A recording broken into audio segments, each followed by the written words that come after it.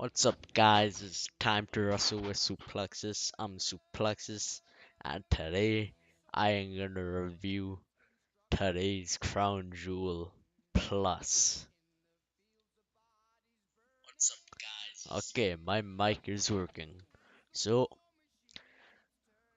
tonight's Crown Jewel, it was the most mixed show of all time I'm seeing right now. Like, some matches I'll remember for a while, some I'll forget about, and then the main event was a what the fuck type of match.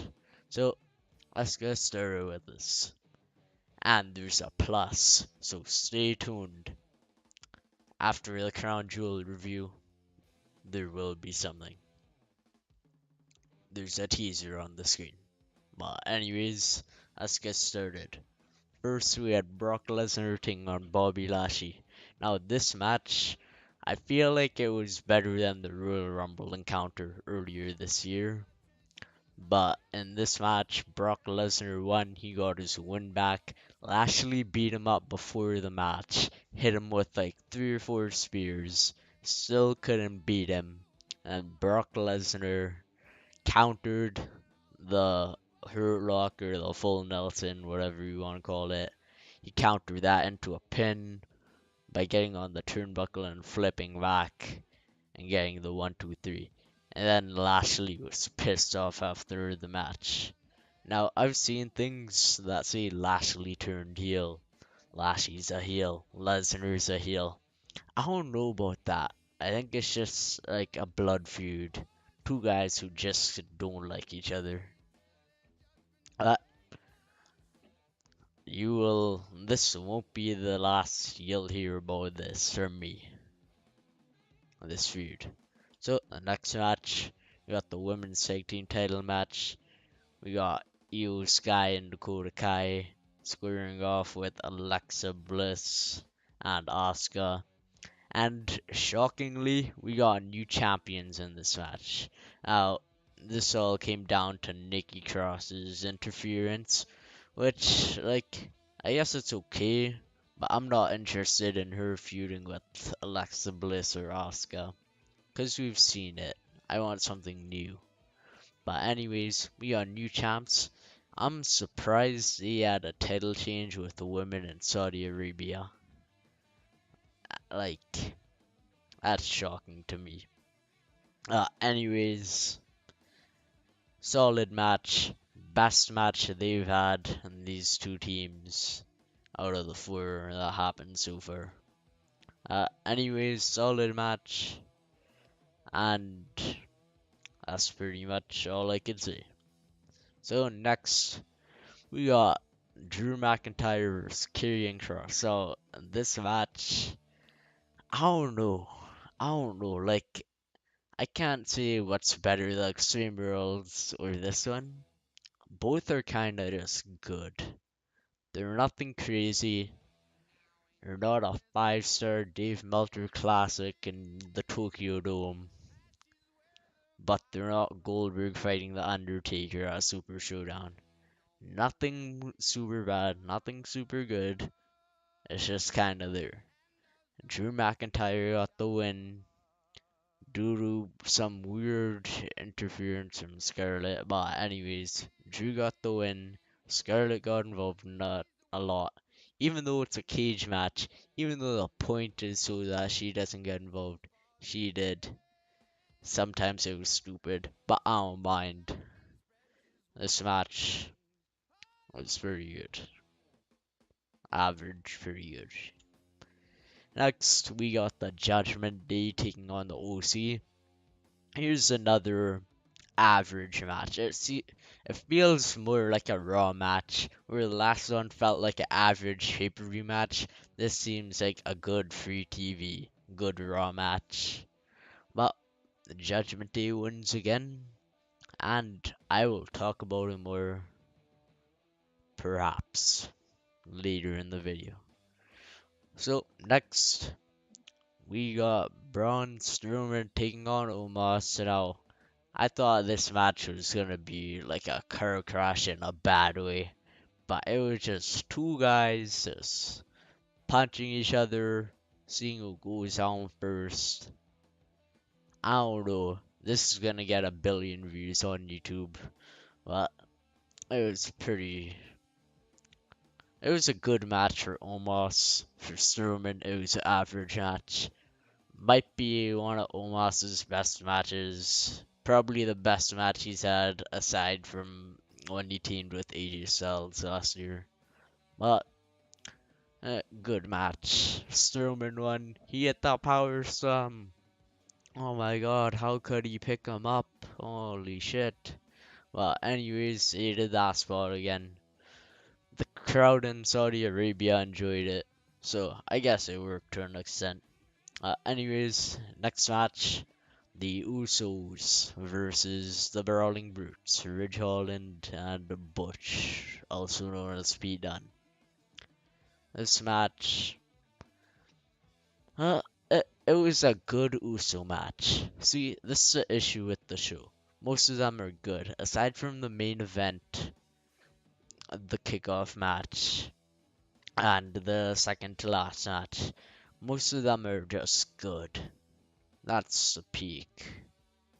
So the Usos retained. They had an Avalanche 1D. Pretty damn good finish. I'd search it up if I were you. It's pretty good. But anyways, they're gonna fight the New Day on SmackDown and probably retain there. Good match. I think they're setting up for something, maybe. Anyways, next match, Bianca Belair versus Bayley. This was just I'm gonna check a weapon here, let's do some random shit and entertain the crowd type match. They brought a golf cart, they got stairs, they got ladders, tables. Like, it was just a fun match. Because most of the show was average, average, average. A few average matches in a row. Now for Vince, those would be good. But for Triple H, it's average. And then this match was pretty damn entertaining. Might not be the best match of the year, but I had fun watching it. And that's what wrestling is at the end of the day, having fun.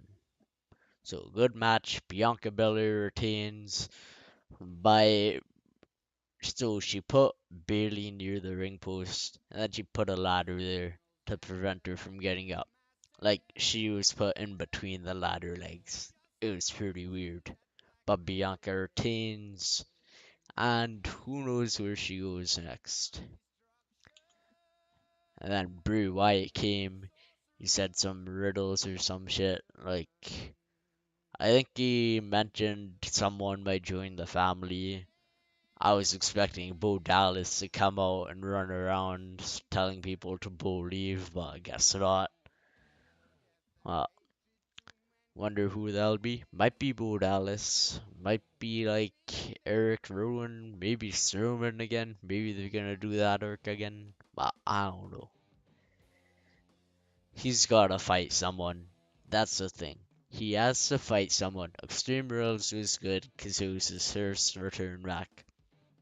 But he has to get a feud. I don't know. He could feud with like anyone.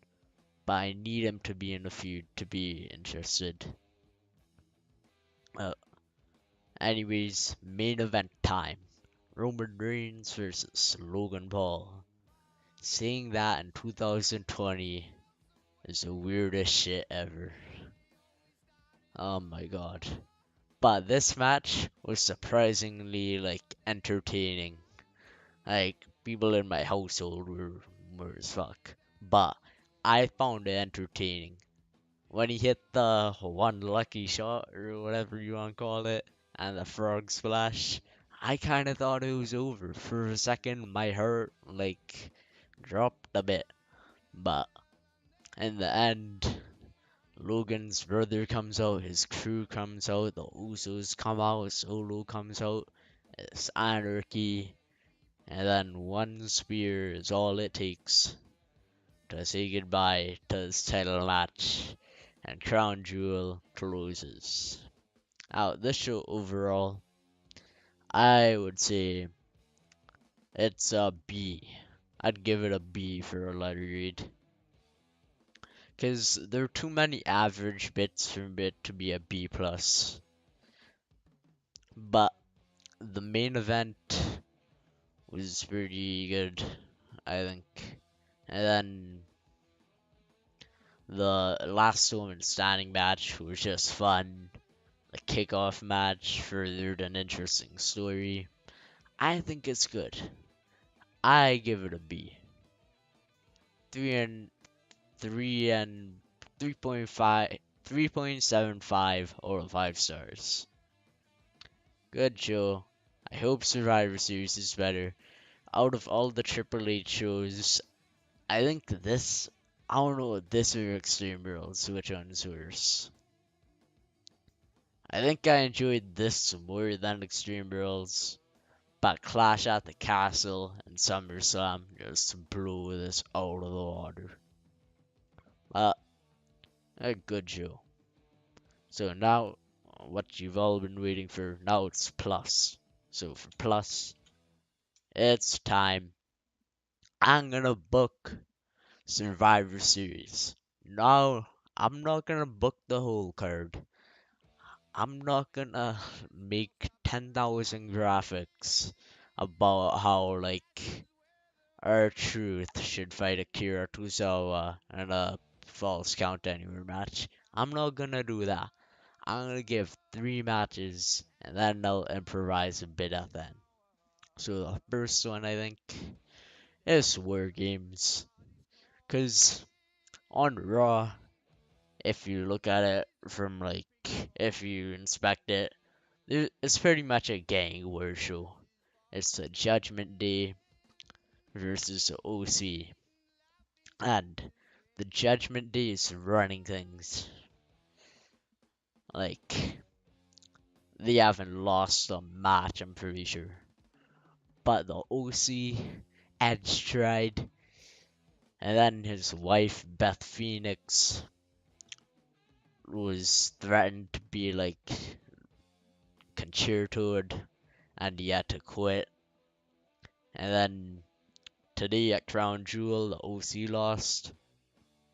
So I think tomorrow night or Monday night on Raw, Edge is gonna return with a vengeance, and he's gonna declare war on the Judgment Day. And Beth Phoenix will come out, they'll get the upper hand, but then the Judgment Day have to recruit someone. Who's the person that's been off TV? Who's the person that mysteriously vanished? Tommaso Ciampa. Yep, I'd put him in the Judgment Day.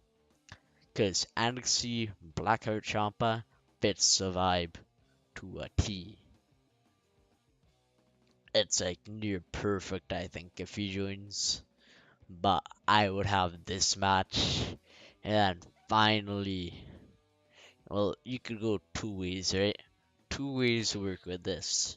And that'll apply to my card in a lot of places.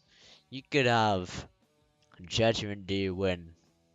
They continue their run over Raw until WrestleMania when they eventually got taken down.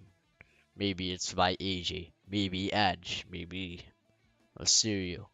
Or this is kind of the way I'd want it.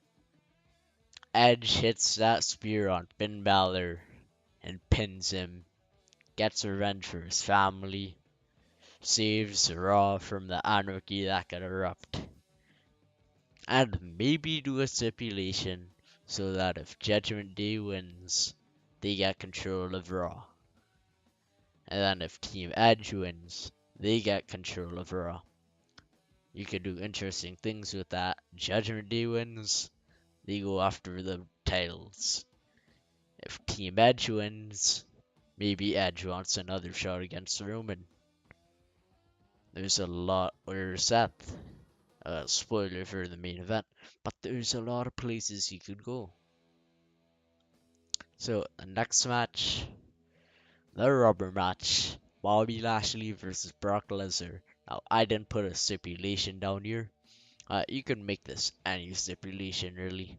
No holds barred, that works. Aside from Steel Cage and Hell in a Cell, cause like War Games kinda takes that up. can't have like Hell in a Cell and War Games unless they're crazier than like Perk Angle or Ric Flair. Can't really do that. But maybe no holds barred. Maybe a submission match. That'd be good between these two. But do the rubber match here. You could save it till Mania. But I want it right now. Because of that ending to the match. I want it right now. So, Survivor Series, you do that match. I'd have Lashley win. I know I just said it goes either way. But have Lashley win. That's a potential challenger for Roman right there. And speaking of Roman, now we get to the main event. This is a match coming up, the next one. This is a match. I think it's the best story that any show running right now could possibly tell. Because this, like, this isn't a new thing. This is 10 years in the making and an 8-year long rivalry that is yet to be concluded. This is a rivalry where in the underdog spot is someone who's never lost to the other person, and the world champion has never beaten his opponent over 8 years. This is the match to sell Survivor Series. This is gonna sell it out. You could build a stadium, it will sell it out. Definitely. 10 years in the making for the WWE Undisputed Universal Championship. The King Slayer, the Seth Walker, the Beast Slayer, the Drip Lord. You call him anything, but he's Seth freaking Rollins. Then you got the Tribal Chief, the head of the table, the Universal Champ, the WWE Champion for however long he wants to be, Roman Reigns. This will be a match of the year if it happens. No ifs, no anything. It will be the match of the year. And it's 10 years of the Shield. That's why you do it here. You could hold off to Mania, tell a better story, but it's 10 years of the Shield. This is the best time. This is a jackpot. Unless you want to wait till Survivor Series 2025, because 2015 they're supposed to have their first match. This is the jackpot right here. Now, who wins this match? I'm talking about it. I'm hyping it up. The Undisputed Universal title, Seth versus Roman. I got two scenarios, two ideas, two scenarios. Scenario 1. Roman Reigns retains. It's a hard fought battle, but he conquers his demon. He beats the one man that he never could, Seth Rollins, and his ego shoots through the roof. Or, if you want to do The Rock versus Roman, you have the most shocking moment in Survivor Series history, and Seth Rollins hits a curb stomp to dethrone Roman Reigns to end his near 1,000-day title reign. And then he goes on to fight Cody. Roman fights The Rock, and you sell out Hollywood. I would prefer Roman winning because I think if Seth wins, Roman's not going to get the title back. He just held it for a while. But if Roman wins, just because you have the first match here, doesn't mean it has to be the last one. You have Seth win the Rumble, whether it's the next year or preferably 40. You draw it out like crazy. And then Seth Rollins pins Roman. Roman retires, he says goodbye. And his Shield brother, his OG, Seth Rollins, beats him for the title. And that's the end of his career. Now, that gets me so excited. But now, it's time for the improvised booking. Now, the WrestleMania 40 video, I did this. That got a lot of views, so I'm gonna do it again. Bianca Belair, who should she fight? Rhea Ripley would be good. Maybe Rhea could dethrone her at this event. Is Charlotte back? Maybe she could fight Charlotte. If it's Becky back, do a triple threat with Becky. Do a four-way with Charlotte and Becky. So many options. For Bianca, Ronda Rousey, do that Shayna Baszler match. Have a UFC style match. Have a mat wrestling match. Give us that. And then you got so many scenarios. You want Gunther Sheamus 3? Give us Gunther Sheamus 3. 2 out of 3 falls. Have them put on Dave Meltzer's 10-star classic. Do that. You want the US title on the line? You want Seth Rollins to do something with the US title? If he still has it by then? Maybe he fights Solo earlier in the night. Maybe he fights him after. I don't know. You could do crazy things. Maybe Solo wins it before, and then he fights someone. Talk about Solo. Do the Bloodline War Games match. If you don't want to do Seth versus Roman, do the War Games. Have Seth on one side with the Brawling Brutes, and maybe Cody, and then have the Bloodline on the other side. There's so many scenarios you could go to make this show legendary. This this booking is ever since Money in the Bank. I believe I haven't fantasy booked a pay-per-view, but I'm doing this because I want Survivor Series to be big. I want to look at Survivor Series like I look at the Royal Rumble, like I look at WrestleMania, like I look at SummerSlam. I want it to be the big shit. I want to look forward to that so much. They got an opportunity, make it happen. Screw this brand warfare crap, because nobody cares about that anymore. Just do this. Have stakes in the war games. Maybe it's all gold on the line in the bloodline match. You could do that somehow with some small title changes and some tweaks, maybe. Thank you for watching. I've shared all my ideas. This has been Suplexes. Have a great day. Happy birthday to my boy Jesse. And